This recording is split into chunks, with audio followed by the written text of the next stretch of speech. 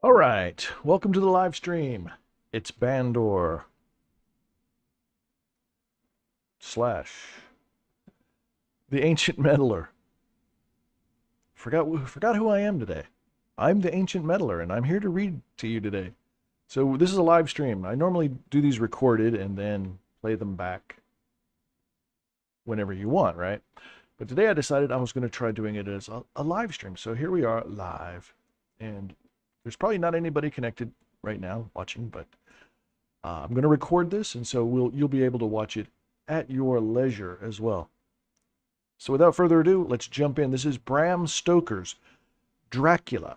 We're up to chapter 9. Letter. Mina Harker to Lucy Westenra, Budapest, 24 August.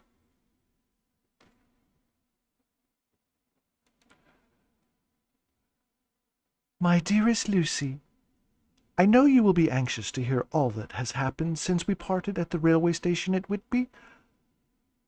Well, my dear, I got to Hull all right and caught the boat to Hamburg and then the train on here. I feel that I can hardly recall anything on the journey except that I knew I was coming to Jonathan, and that, as I should have to do some nursing, I had better get all the sleep I could. I found my dear one, oh, so thin and pale and weak-looking. All the resolution has gone out of his dear eyes, and that quiet dignity which I told you was in his face has vanished.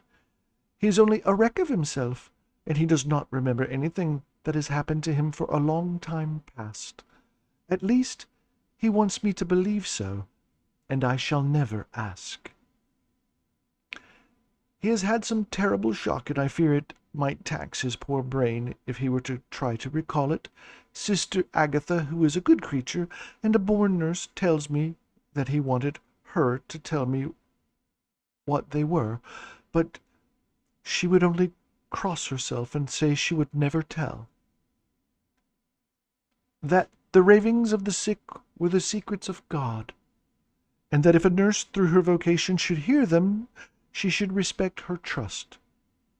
She is a sweet, good soul, and the next day, when she saw I was troubled, she opened up the subject my poor dear raved about, added, I cannot tell you this much, my dear, that it was not about anything which he has done wrong himself, and you, as his wife-to-be, have no cause to be concerned. He has not forgotten you or what he owes to you.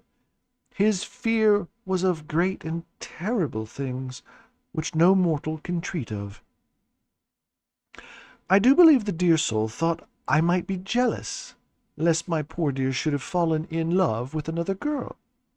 The idea of my being jealous about Jonathan, and yet, my dear, let me whisper, I felt a thrill of joy through me when I knew that no other woman was a cause for trouble.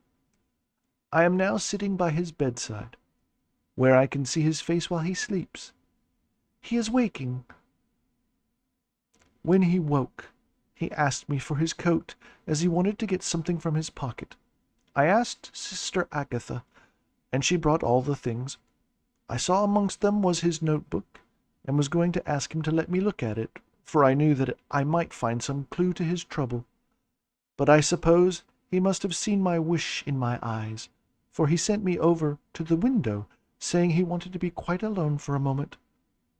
Then he called me back, and he said to me very solemnly, Wilhelmina. I knew then that he was in deadly earnest, for he has never called me by that name since he has asked me to marry him.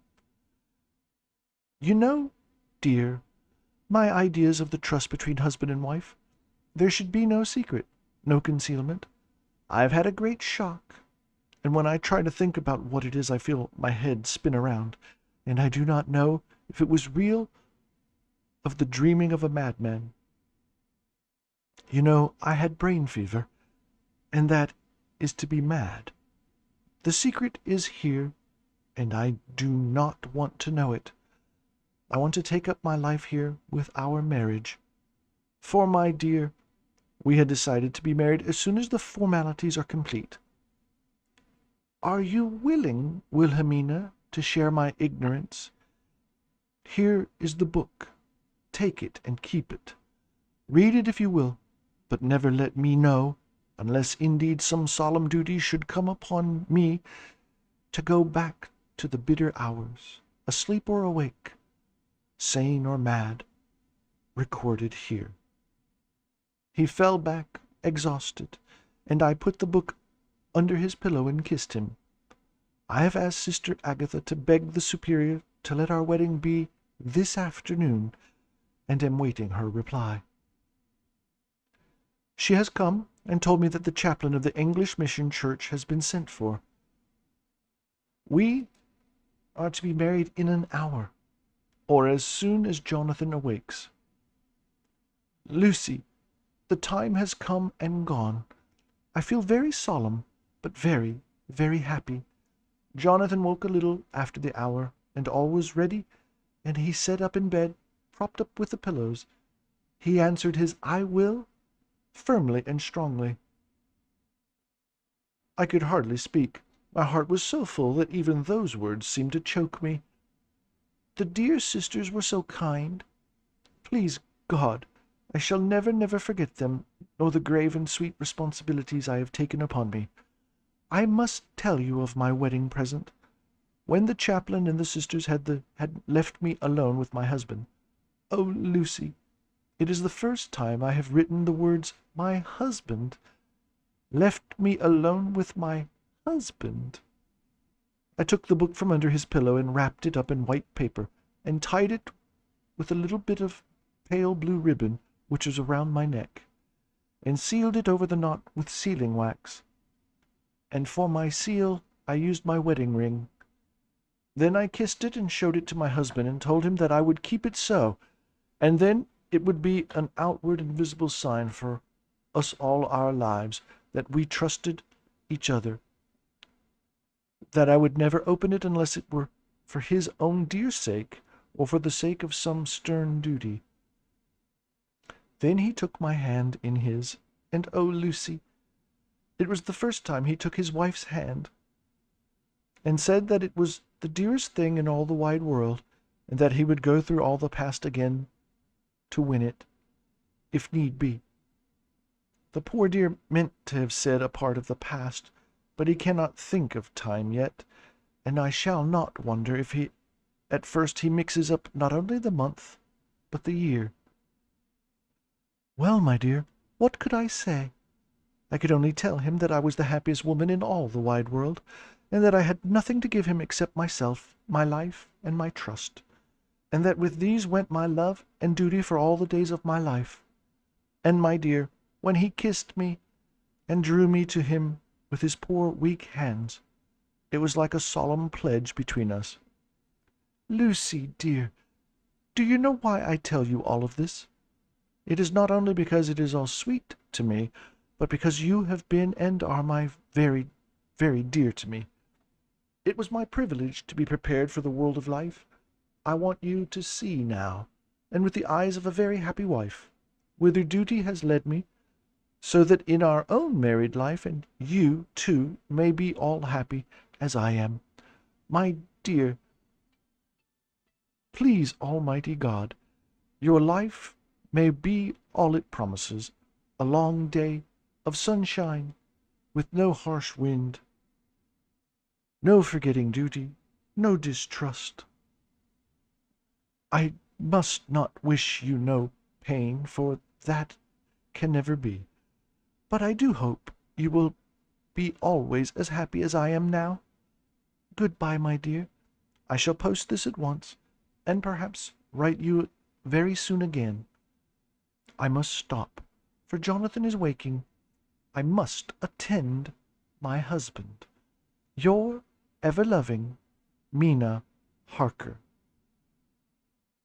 Letter. Lucy Westenra to Mina Harker. Whitby, 30 August.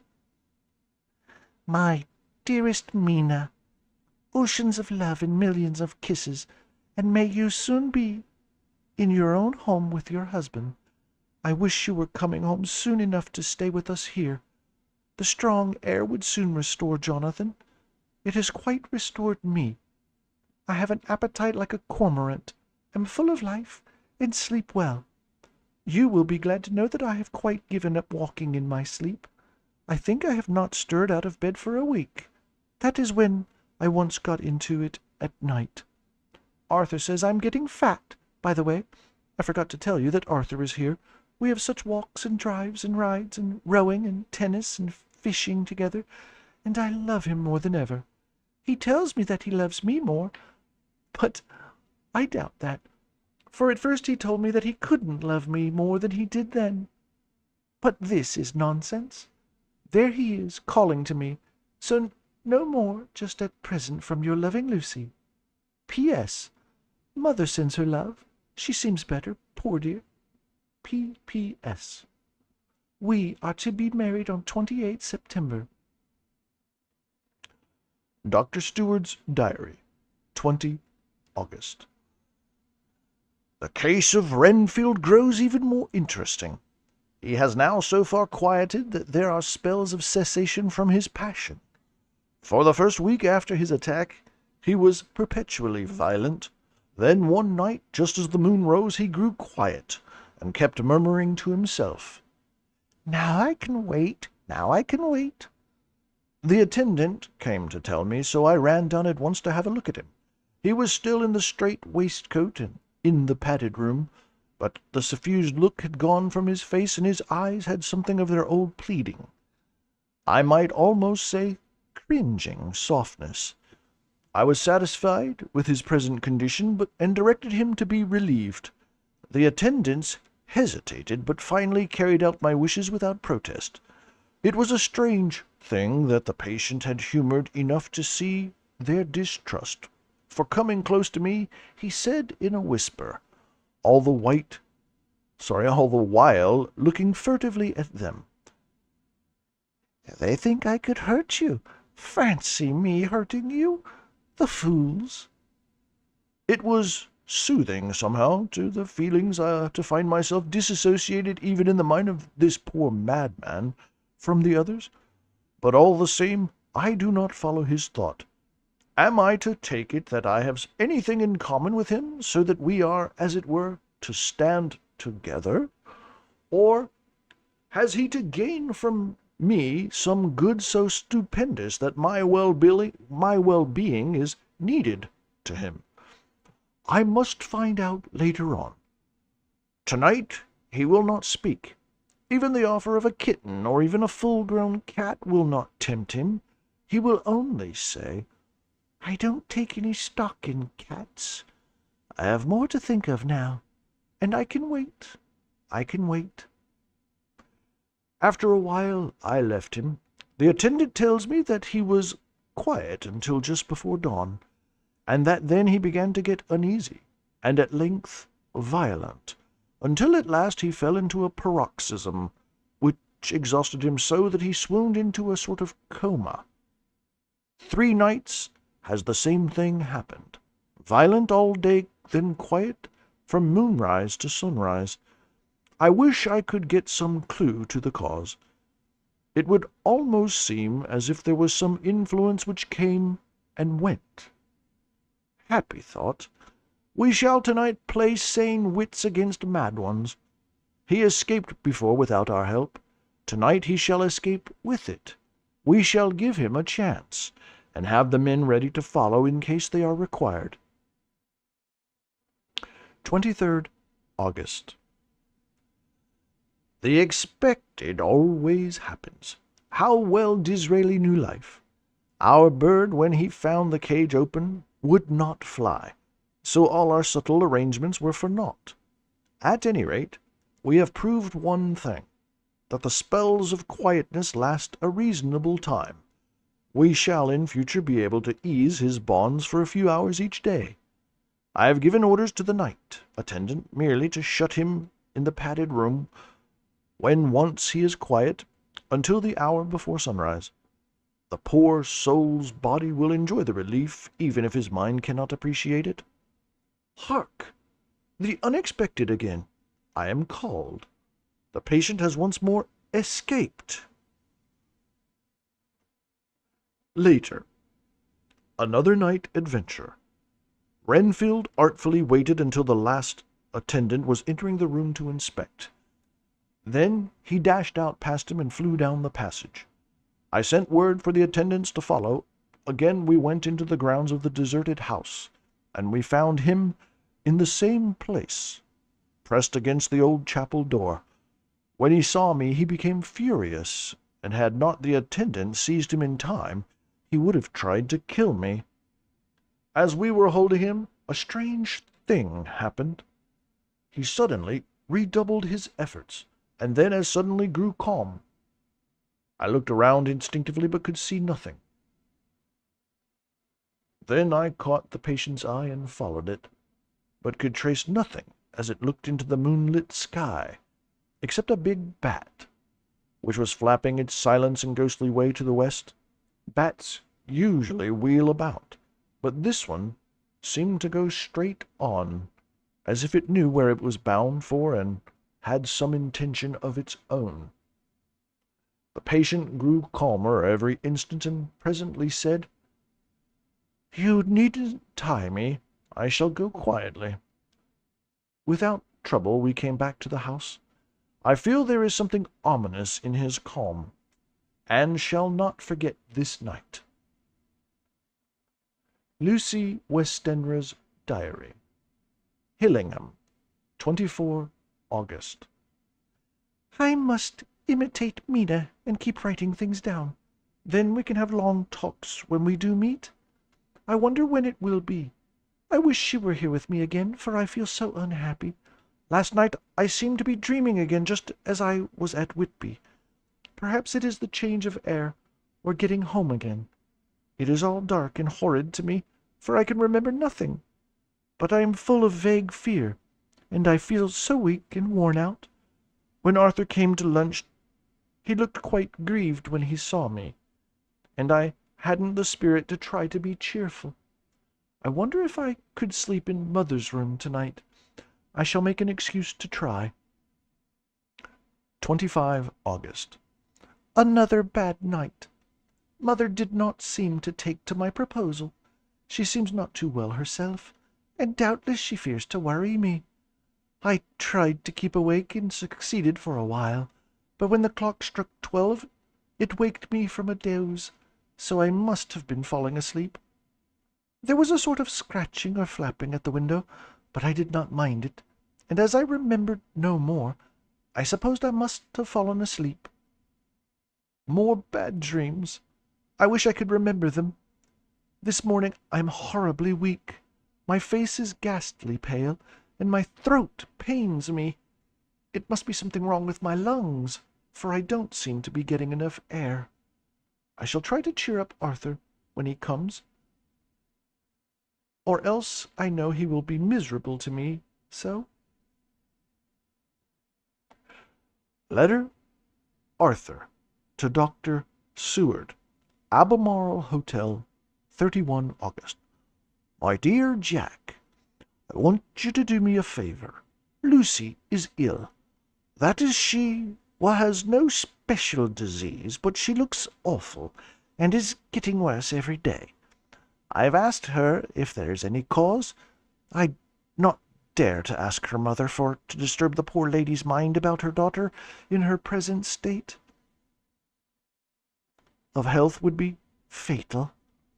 Mrs. Westenra has confided to me that her doom is spoken, disease of the heart, though poor Lucy does not know it yet. I am sure that there is something preying on my dear girl's mind. I'm almost distracted when I think of her. To look at her gives me a pang. I told her I should ask you to see her, and though she demurred at first, I know why, old fellow, she finally consented. It will be painful to ask you, I know, old friend, but it is for her sake, and I must not hesitate to ask, or you to act. You are to come to lunch to Hillingham tomorrow, 2 o'clock, so as not to arouse any suspicion of Mrs. Westenra, and after lunch Lucy will take an opportunity to being alone with you. I am filled with anxiety, and I want to consult with you alone as soon as I can after you have seen her. Do not fail. Arthur. Telegram. Arthur Holmwood to Seward. 1 September. Am summoned to see my father, who is worse. Am writing. Write me fully by tonight's post to Ring. Wire me if necessary. Letter from Dr. Seward to Arthur Holmwood. 2 September. My dear fellow, with regard to Miss Westenra's health, I hasten to let you know at once that in my opinion there is not any functional disturbance or any malady that I know of. At the same time, I am not by any means satisfied with her appearance. She is woefully different from what she was when I saw her last. Of course, you must bear in mind that I did not have full opportunity of examinations such as I should wish. Our very friendship makes a little difficulty, which not even medical science or custom can bridge over. I had better tell you exactly what happened, leaving you to draw in a measure your own conclusions. I shall then say what I have done and propose doing. I found Miss Westenra in seemingly gay spirits. Her mother was present, and in a few seconds I made up my mind that she was trying all she knew to mislead her mother and prevent her from being anxious. I have no doubt she guesses, if she does not know, what need of caution there is. We lunched alone, and as we all exerted ourselves to be cheerful, we got, as some kind of reward for our labors, some real cheerfulness amongst us. Then Mrs. Westenra went to lie down, and Lucy was left with me. We went into her boudoir. Until we got there, her gaiety remained, for the servants were coming and going. As soon as the door was closed, however, the mask fell from her face, and she sank down into a chair with a great sigh, and hid her eyes with her hand. When I saw that her high spirits had failed, I at once took advantage of her reaction to make a diagnosis. She said to me very sweetly, "I cannot tell you how I loathe talking about myself." I reminded her that a doctor's confidence was sacred, but that you were grievously anxious about her. She caught on to my meaning at once, and settled that matter in a word. "Tell Arthur everything you choose. I do not care for myself, but for him. So I am quite free." I could easily see that she was somewhat bloodless, but I could not see the usual anemic signs, and by the chance I was able to test the actual quality of her blood, for in opening a window which was stiff, a cord gave way, and she cut her hand slightly with the broken glass. It was a slight matter in itself, but it gave me an evidence chance, and I secured a few drops of her blood and have analyzed them. The qualitative analysis give a quite normal condition. In other physical matters I was quite satisfied that there is no need for anxiety. But as there must be some cause somewhere, I have come to the conclusion that it must be something mental. She complains of difficult breathing satisfactorily at times, and of heavy lethargic sleep, with dreams that frighten her, but regarding which she can remember nothing. She says that as a child she used to walk in her sleep, and that when in Whitby the habit came back, and that once she walked out in the night and went to East Cliff, where Miss Murray found her. But she assures me that of the late habit she has not returned. I am in doubt, and so have done the best thing I know of. I have written to my old friend and master, Professor Van Helsing, of Amsterdam, who knows as much about obscure diseases as anyone in the world. I have asked him to come over, and as you told me that all things were to be at your charge, I have mentioned to him who you are and your relations to Miss Westenra. This, my dear fellow, is in obedience to your wishes, for I am only too proud and happy to do anything I can for her. Van Helsing would, I know, do anything for me from a personal reason, so no matter on what ground he comes, we must accept his wishes. He is a seemingly arbitrary man. This is because he knows what he is talking about better than anyone else. He is a philosopher and a metaphysician, and one of the most advanced scientists of his day, and he has,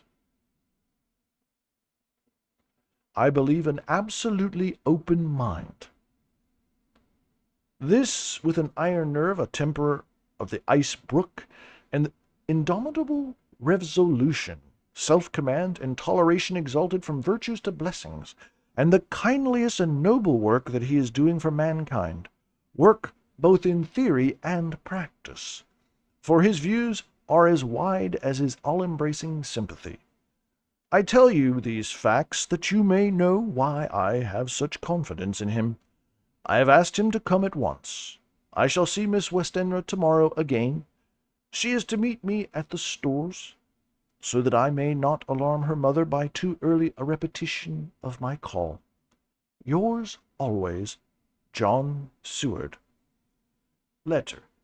Abraham Van Helsing, M.D., D.Ph., D.Lit., etc., etc., to Dr. Stewart, 2 September. My good friend. I don't want to do him like Dracula. I should do him different. Let me think of an accent. My good friend, when I recover your letter, I am already coming to you.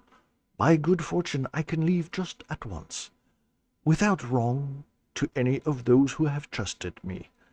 We were fortune other, then it were bad for those who have trusted. For I come to my friend when he call me, to aid those he holds dear. Tell your friend that when the time you suck from my wound so swiftly the poison of the gangrene, from that knife that our other friend, too nervous, let slip, you did more for him when he wants my aids, and you call for them, than all his great fortune could do. But it is pleasure added to do for him your friend. It is to you that I come. Have near at hand, and please it so arrange, that we may see the young lady not too late on tomorrow, for it is likely that I may have to return there at night. But it need be I shall come again in 3 days, and stay longer if I must. Then till goodbye, my friend John Van Helsing. Letter. Dr. Seward to Honorable Arthur Holmwood, 3 September. From Seward to Holmwood.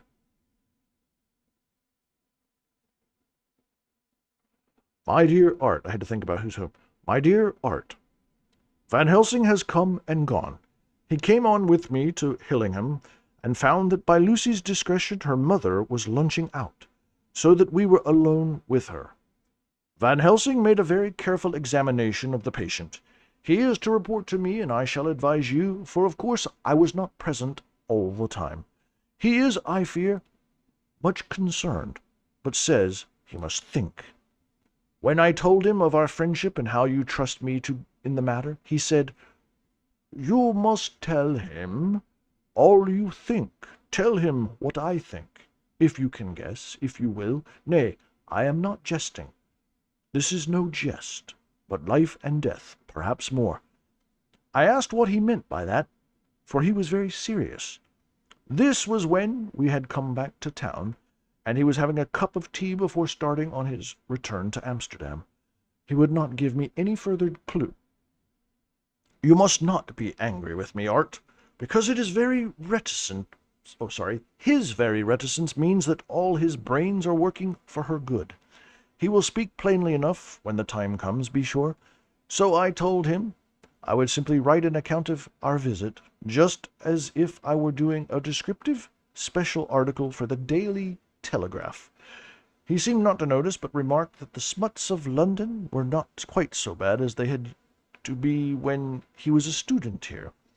I am to get his report tomorrow, if he can possibly make it. In any case, I am to have a letter. Well, as to the visit, Lucy was more cheerful than on the first day when I saw her, and certainly looked better. She had lost something of the ghastly look that so upset you, and her breathing was normal. She was very sweet to the professor, as she always is, and tried to make him feel at ease, though I could see the poor girl was making a hard struggle for it. I believe Van Helsing saw it too, for I saw the quick look under his bushy brows that I knew of old. Then he began to chat of all things except ourselves and diseases, and such an infinite geniality that I could see poor Lucy's pretence of animation merge into reality. Then, without any seeming change, he brought the conversation gently round to his visit, and suavely said, "My dear young miss, I have the great pleasure because you are so much beloved. That is much, my dear, even were there that which I do not see. They told me you were down in the spirit, and that you were of a ghastly pale. To them I say, poof!" And he snapped his fingers at me and went on. "But you and I shall show them how wrong they are. How can he?" And he pointed at me with the same look and gesture that with which he pointed me out in his class on, or rather after, a particular occasion which he never fails to remind me of. "Know nothing of a young lady's." He had his madmen to play with, and to bring them back to happiness, and to those that love them. It is much to do, and but there are rewards in that he can bestow such happiness. But the young ladies! He has no wife nor daughter, and the young do not tell themselves to the young, but to the old like me, who have known so many sorrows and the causes of them. So, my dear, we will send him away and smoke the cigarette in the garden, whiles you and I have little talk all to ourselves." I took the hint, and strolled about, and presently the professor came to the window and called me in. He looked grave, but said, "I have made careful examination, but there is no functional cause. With you I agree that there has been much blood lost. It has been, but is not. But the conditions of her are in no way anemic. I have asked her to send me her maid, that I may just ask 1 or 2 questions, that so I may not chance to miss nothing. I know well what she will say, and yet there is cause. There is always cause for everything. I must go back home and think. You must send the telegram every day, and if there be cause, I shall come again. The disease, for not to be well is a disease, interests me, and the sweet young dear, she interests me too. She charmed me, and for her, if not for you or disease, I come." As I tell you, he would not say a word more, even when we were alone. And so now, Art, you know all I know. I shall keep stern watch. I trust your poor father is rallying. It must be a terrible thing to you, my dear old fellow, to be placed in such a position between 2 people who are both so dear to you. I know your idea of duty to your father, and you are right to stick to it, but if need be, I shall send you word to come at once to Lucy, so do not be over-anxious unless you hear from me. Dr. Seward's Diary, 4 September. Zoophagous patient still keeps up our interest in him. He had only one outburst, and that was yesterday at an unusual time. Just before the stroke of noon he began to grow restless. The attendant knew the symptoms and at once summoned aid. Fortunately the men came at a run, and were just in time, for at the stroke of noon he became so violent that it took all their strength to hold him. In about 5 minutes, however, he began to get more quiet, and finally sank into a sort of melancholy, in which state he has remained up to now. The attendant tells me that his screams whilst in the paroxysm were really appalling. I found my hands full when I got in, attending to some of the other patients who were frightened by him. Indeed, I can quite understand the effect, for the sounds disturbed even me, though I was some distance away. It is now after the dinner hour of the asylum, and as yet my patient sits in a corner brooding, with a dull, sullen, woe-begone look in his face, which seems rather to indicate than to show something directly. I cannot quite understand it. Later. Another change in my patient. At 5 o'clock I looked in on him and found him seemingly as happy and contented as he used to be. He was catching flies and eating them, and was keeping note of his capture by making nail marks on the edge of the door between the ridges of padding. When he saw me, he came over and apologized for his bad conduct, and asked me in a very humble, cringing way to be led back to his own room, and to have his notebook again. I thought it well to humor him, so he is back in his room with the open window. He has the sugar of his tea spread out on the window-sill and is reaping quite a harvest of flies. He is not now eating them, but putting them into a box, as of old, and is already examining the corners of his room to find a spider.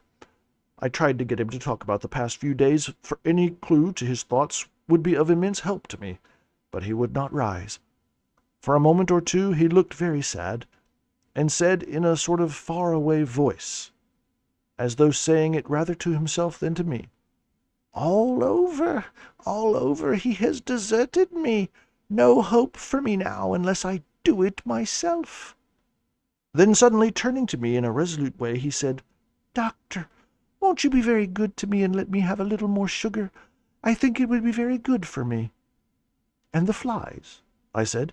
"Yes, the flies like it too, and I like the flies, therefore I like it." And there are people who know so little as to think that madmen do not argue. I procured him a double supply, and left him as happy as a man as, I suppose, any in the world. I wish I could fathom his mind. Midnight. Another change in him. I had been to see Miss Westenra, whom I much found better, and had just returned and was standing at our own gate looking at the sunset, when once more I heard him yelling. As his room is on this side of the house, I could hear it better than in the morning. It was a shock to me to turn from the wonderful smoky beauty of the sunset over London, with its lurid lights and inky shadows, and all the marvellous tints that come on foul clouds, even as on foul water, and to realize all the grim sternness of my own cold stone building, with its wealth of breathing misery, and my own desolate heart to endure it all. I reached him just as the sun was going down, and from his window I saw the red disk sink. As it sank, he became less and less frenzied, and just as it dipped, he slid from the hands that held him, an inert mass, on the floor. It is wonderful, however, what intellectual recuperation power lunatics have, for within a few minutes he stood up quite calmly and looked around him. I signaled to the attendants not to hold him, for I was anxious to see what he would do. He went straight over to the window and brushed out the crumbs of sugar. Then he took his fly-box and emptied it outside, and threw away the box. Then he shut the window, and, crossing over, sat down on his bed. All this surprised me, so I asked him, "Are you going to keep flies any more?" "No," said he. "I'm sick of all that rubbish."